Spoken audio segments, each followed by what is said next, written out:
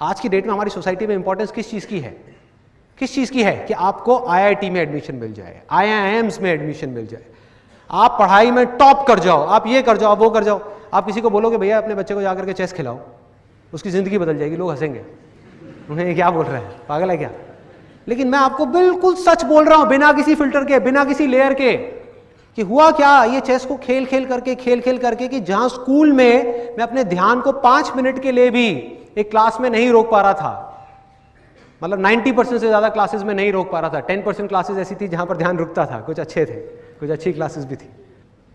तो उसके बाद में क्या हुआ कि यहां पे चेस खेलते खेलते बाय डिफॉल्ट एफर्टलेसली खेल खेल में ऑब्जर्वेशन पावर्स अपने आप ही बढ़ गए।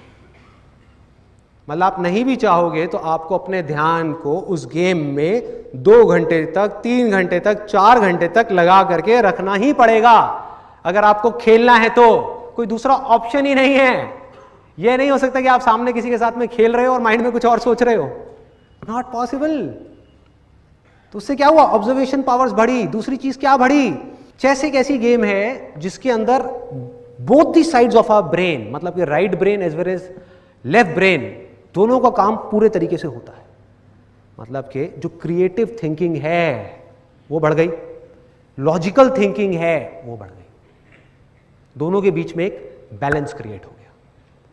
और बिजनेस में और चेस में ज्यादा फर्क नहीं है, मैं हमेशा कहता हूं ये बात, ज्यादा फर्क नहीं है। मतलब कि जो इंट्यूशन है वो बढ़ गई कि क्या करूं अगला, जो स्ट्रैटेजी है वो भी बढ़ गई, वो पावर्स भी बढ़ गई, कंसंट्रेशन पावर्स बढ़ गई, ऑब्जर्वेशन पावर्स बढ़ गई, ध्यान को एक जगह पर एफर्टलेसली रोकना आ गया। तो यहां से ये मेरी फाउंडेशन है पूरी की पूरी। और बिना अपनी ऑब्जर्वेशन पावर्स के ऊपर काम किए, जिसको आप माइंड बोल सकते हो, बिना अपने माइंड को एक जगह पर टिकाए आप कोई भी काम करने निकल जाओगे, आप ज्यादा देर तक नहीं कर पाओगे बॉस। एक काम करोगे, एक फेलियर आया फिर हिल जाओगे, कोई प्रॉब्लम आई फिर घबरा जाओगे, कोई चीज सीखने जाओगे एकदम माइंड कहीं और भागने लग जाएगा। अपने माइंड को पूरी तरह से एक जगह पर रखना है और बड़ी से बड़ी मुश्किल आ रही है उसको बिना डर के फेस करना है। ये चीजें कहां से आएंगी? जब तक बॉडी, माइंड और सोल, इन तीनों का इंटीग्रेशन नहीं होगा, ये तीनों एक साथ काम नहीं करेंगे। आज जो हो रहा है हमारी सोसाइटी के अंदर की फिजिकल एक्टिविटी धीरे धीरे बंद होती जा रही है। टीवी, इंटरनेट, कंप्यूटर, मोबाइल, खेलना धीरे धीरे कम होता चला जा रहा है।